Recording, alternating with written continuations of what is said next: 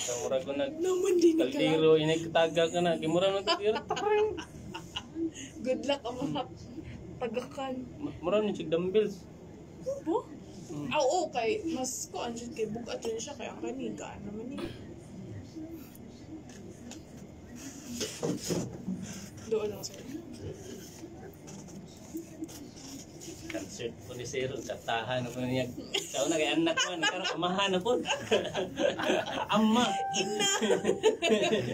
Ay, Ina na po rin sir.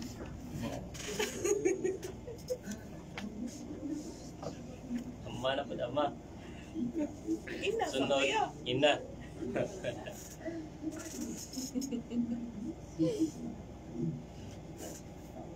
Namdes ko, ano, Father? Yes. Oo, kahapon. Siya may nag-on. Miss.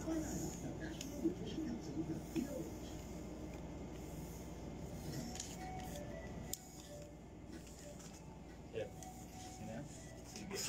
Kuya, wala ganyan kayo. Nandili habog di. Dili man. Dola kami sila. Okay. Kuya, wala ganyan kayo. my morning greetings to all, and most especially to all of our students of CWTS, the Civic Welfare Training Service, enrolled in Palampon Institute of Technology, Palampon, Leyte. You're listening to Radio Kausbawan, DYNG FM 103.1 MHz. Welcome to our class of NSTP, the Civic Welfare Training Service. I am Sir Geronimo Sevilla, your NSTP coordinator. Today, Saturday, the 28th of November, and reminding to all students of NSTP1, whether ROTC or CWTS, the first semester of school year 2020-2021 is about to end, and we still have 3 meetings, including today, November 28, December 5, and December 12. And take note that NSTP1 is a prerequisite of NSTP2, meaning you cannot enroll NSTP2 in the second semester unless you have completed the grades of NSTP1. So if you cannot have a complete grades of NSTP1 because you have not submitted the requirements for the evaluation of your grades, then you cannot enroll in STP2 in the second semester. So please, by this time, try to comply all the requirements in order you to have a passing grades in NSTP1. I have noticed that there are still students who did not submit the requirements. Again, we only have 3 meetings more today, November 28, December 5, and December 12. And by this time, I still have one topic for our output. And this will tell something about disaster, risk reduction, and management. Now, before I would like to start the input this morning, I am calling the attention of all NSTP instructors, CWTS or ROTC. We will have a meeting this coming Friday, December 4 at 9:30. We have so many things to discuss with regards to our evaluation in our students. Now again, the topic this morning is disaster risk reduction and management. By next meeting, I think we have a visitor coming from our local from our LGUs. And I have invited yesterday Mr. Christopher Montibon. He will give something, input, with regards to this topic, disaster risk reduction and management. He already answered me yes, he is willing to share to our students with regards to this topic. Especially at this time, we are experiencing a lot of natural calamities. Now, the Philippines is an archipelago located at the southeastern part of Asia. The Philippines is exposed to both climatic and geological hazards. Why? Because it is situated in the Pacific Ring of Fire, where two major tectonic plates, the Pacific Plate and the Eurasian Plate, meet. With several fault lines crossing the country, earthquakes could have very devastating effects. There are 222 volcanoes, 22 of which are classified as active. And again, another thing also is that the Philippines is located along the typhoon belt on the North Pacific Basin and the Pacific, where 75% of the typhoons originate. And there are 20 to 30 typhoons passing through the country every year. And some of them are very destructive. We have experienced just lately Kinta, we have Sioni, we have Ulysses, the latest. Now, the natural risk reduction associated with these trends are aggravated by human activities, particularly in the exploitation of resources such as forests and minerals, and development interventions that do not incorporate responsible risk assessments. You have noticed just lately, Typhoon Ulysses, most of the local leaders blaming the cause, like illegal logging and illegal mining.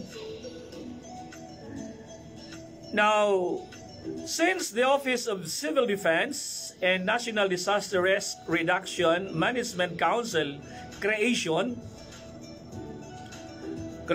PD 1566 of 1978 has been the basic law that guides the disaster management programs, projects, and strategies implementation in the country. However, it has been observed and noted from past experiences combined with lessons learned and GAPS examination that the law that creates the council is more lenient and gives more emphasis on response action, thus making the implementation reactive to possible disasters rather than taking a proactive stance in disaster risk management.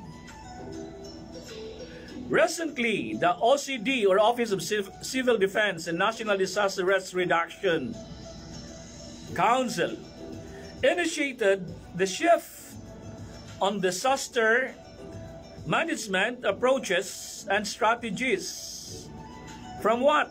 From reactive to proactive. from disaster response and preparedness to what we call disaster risk and reduction management. So, with this, a national disaster reduction management and recovery framework and plan was developed, formulated, and implemented. Now, the framework provides for comprehensive, all hazards, multi-sectoral, interagency, and community-based approach to disaster risk reduction, management, and recovery. It serves as the principal guide to disaster risk reduction, management, and recovery efforts and the country, in conformity with the National Disaster Risk Reduction Management and Recovery Framework. Now, for the evaluation this morning, I want you to give the meaning of these letters. NDRRMRF. What does it mean? Of NDRRMRF. So, Republic Act number 10121, known as the Philippine Disaster Risk Reduction and Management Act of 2010. This is the act. An act is strengthening the Philippine Disaster Risk Reduction and Management System, providing for the National Disaster Risk Reduction and Management Framework, and institutionalizing the National Disaster Risk Reduction and Management Plan, appropriating funds, therefore, and for other purposes. Just, I think, this week I have heard, because of the typhoon, the lower house and the upper house introducing resolution. What is this resolution? Declaring climate and environment emergency response. The question here is what and how? Now, in section 2, declaration of policy. 1. The first policy, upholding people's rights to life and property and adherence to internationally accepted principles, norms, and standards for capacity building in DRRM, or Disaster Risk Reduction Management, and humanitarian assistance. This is in the first policy, upholding people's rights to life and property. Second policy, adoption of a holistic, comprehensive, integrated, proactive, and multi-sector approach in addressing the impacts of disasters, including climate change. Again, when we say holistic, it is everybody's concern. It is both public and private sector should work together. This is not only the concern of the government. Take note, it is everybody's concern. The adoption of a holistic, comprehensive, integrated, proactive, and multi-sector approach in addressing the impacts of disasters, including climate change. The third policy, development, promotion, and implementation of a comprehensive national disaster risk reduction and management plan. Again, development, promotion, and implementation of a comprehensive national disaster risk reduction and management plan. Again, with this policy, the question again is what and how?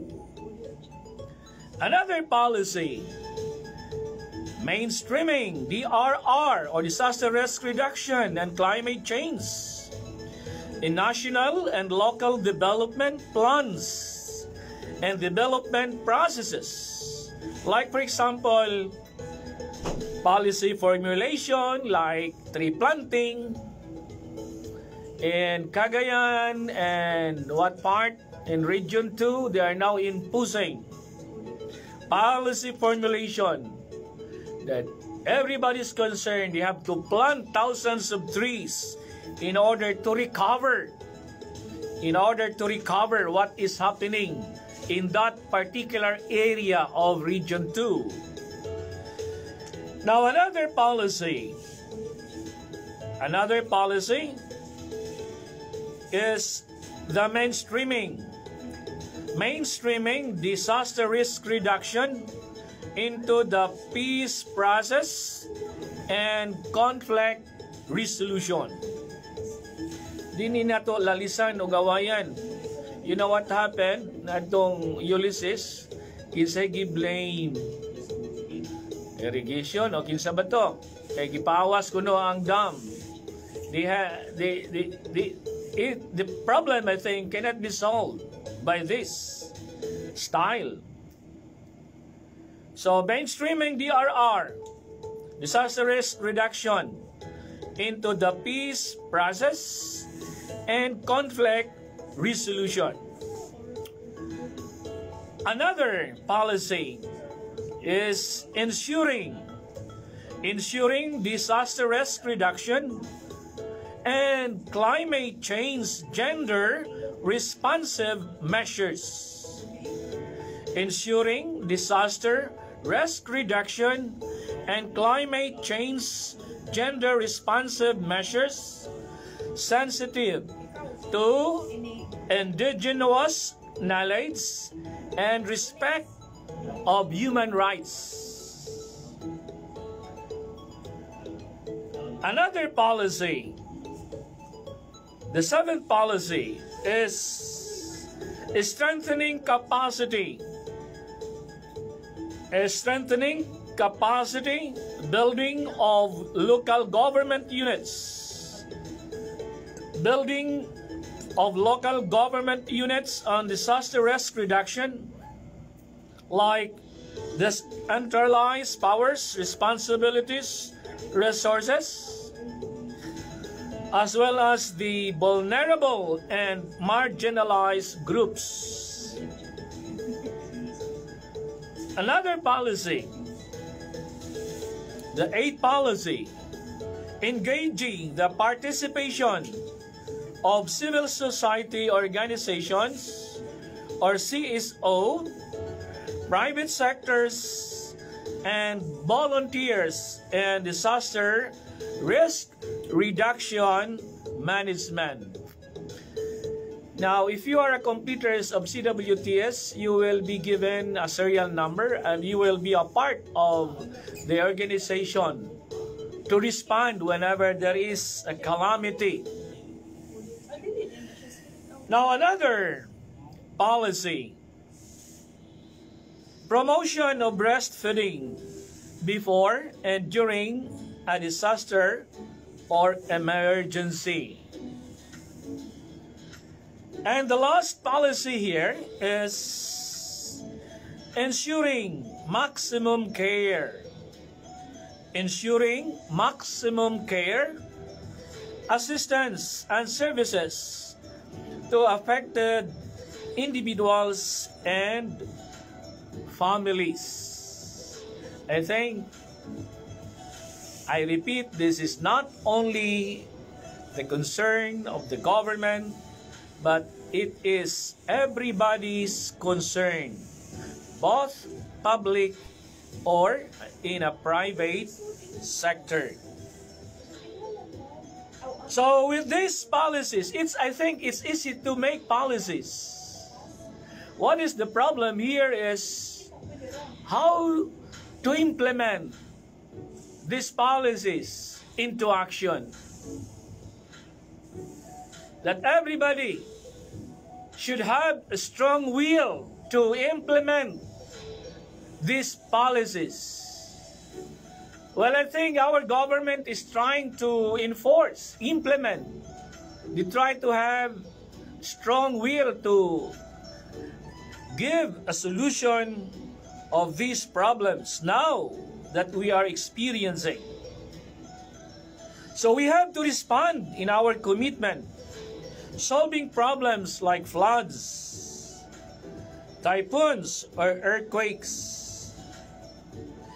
Again, just this week, because of the incidents that happens in our territory, typhoons like Pipito, Quinta, Rolly, or Ulysses, in a matter of, I think, only 3 weeks, if I am not mistaken.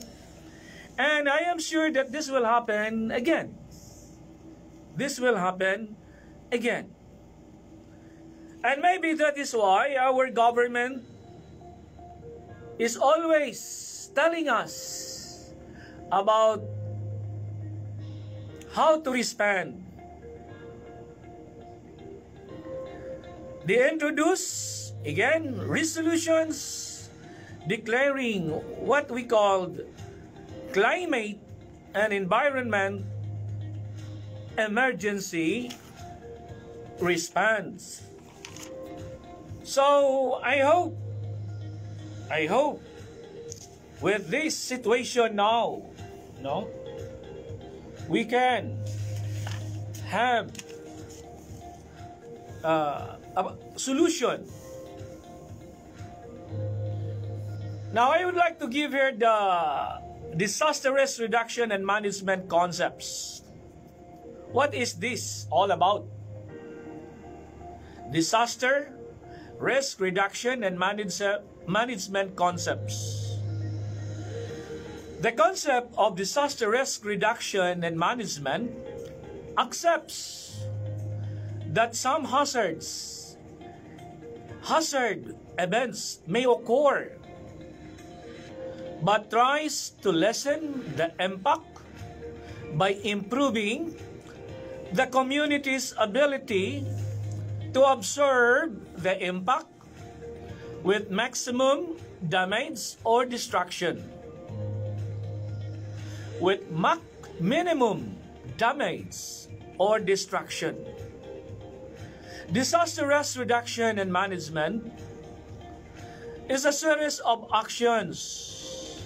A series of actions like programs, projects, or measures and instruments expressly aimed at reducing disaster risk in endangered regions and mitigating the extent of disasters. Here in Palampon, what have you noticed? What we should do? Now, in the second semester, one of our activity to all students of CW2 is, and I think even in RTC, I am requesting everybody to plant a tree. At least 3 to 5 trees to be planted. You can ask your barangay officials, the designated area. You can ask your barangay officials, the designated areas for what we call tree planting. Now, what are the terms to be defined? What are the terms to be defined in disaster management? First term is hazards. What does it mean of what we call hazards? Hazards, a situation that possess a level of threat to life, health, property, or environment. With regards to health, I think we are now facing a big problem, the pandemic, COVID-19. What is important, I think, is very simple. Just follow the right protocol. Hand washing, distancing, what else? I think you are so familiar of the protocols. Now, another term to be defined here with regards to disaster management is risk. So, manang risgo. Unsay risgo kundi ka mutuman sa mga protocol nga gihatag nato. What will happen? Last week, nalisang na tagmayo because of that incident. Risk is what? A probability or threat of a damage. Damage, injury, liability, loss, or other negative occurrence that is caused by external or internal vulnerabilities, and that may be neutralized through what we called preemptive action. Again, what is the preemptive action of the COVID-19 is just follow the right protocol. Hand washing, alcohol, distancing, unsa pa na diha? Face mask.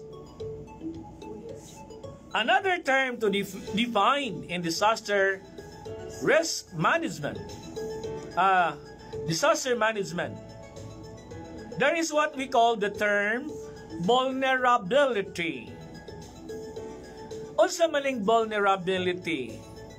The level of susceptibility or resiliency of the people and communities against the impact of the prevailing hazards based on the state of physical, social, and economic conditions in a given area. So, senior citizen, 60 pataas, and then unsa pa? 18 or 15 below. Vulnerable. Pwede mo, kung pwede lang, pagpuyo lang una sa balay. Ako bitaw, ginidaan ako gawas-gawas. Kay lagi, 60 na lagi. Senior na. Ha? Duwan. And the last term to be defined about disaster management is the term disaster itself. What is disaster? Disaster is a serious disruption of the functioning of a community or a society involving widespread human, material, economic, or environmental losses and impacts which exceeds the ability of the affected community or society to cope using its own resources. Again, I hope that you learned something about the topic I have shared to you this morning. I still have to continue this topic since it's almost already 9. I have to continue this topic because I think this is very, very important in our present condition at this time. Again, we should know how to differentiate between reaction and response. Reaction is something negative, while response is positive. Like for example, take note, what is the difference between this? how you see the situation. When a baby cry, there's a need. Especially 2 to 3 months, it means there's a need. When can we say that the mother react or responded the situation? When it is reaction negative, negative. Bata ka, sige kag hilak, may na ka kong trabaho. Itsa, taka karon. Madang gamay wa kasabot, imong kasaban. Hindi ka dako, ana, may mo nang unsaman. What is respond, by the way? Respond is something positive. When a baby cry, it means there's a need. How the mother responded? Nak, hilak man ka na. Basa tingali kanak no. Basa tingali. Ilis lampin nak. Ilis. Oh. Basa man doon. Nailisan og lampin. But the baby continued to cry. What else? How to respond? Uy nak, hilak bang man kanak. Waba naman nak. Dali nak, didinak, didinak. So this now what we call a respond. At this time, I think we have to respond. Heroes are not born. They are not. They are made. Instead, they are made. Again, heroes are not born, but they are made. Why they are made? Because they responded to the need of the time. Again, heroes are made because they responded to the need of the time. So, again, I would like to end the topic this morning. I have one question for you to answer again. What is that? Letters to be answered. What we call these letters. Again, instructors, you can continue the discussion. I will end. It's already exactly 9 o'clock. And I repeat, we have a meeting this coming Friday, December 4 at 9:30. Okay? Okay lang? Okay, thank you for listening and good morning. Okay na?